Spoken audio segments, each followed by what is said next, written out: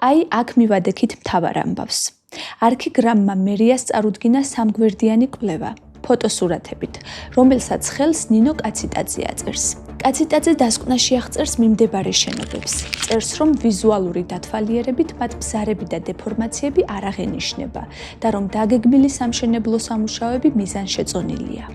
ამ დოკუმენტში არაა არც ერთი გამოთვლა ან ფორმულა, რომელიც მრავლად მინახავს ამ ტიპის სხვა დოკუმენტებში. არაფერი წერია კომპიუტერული მოდელირების შესახებ. ამ დროს კომპიუტერული სპეციალური პროგრამა ითვლის შესაძლო გავლენებს. არაფერი წერია გამოყენებულ ლიტერატურასა თუ მეთოდოლოგიაზე, რომელიც ზეგავლენას უნდა იკვლევდეს.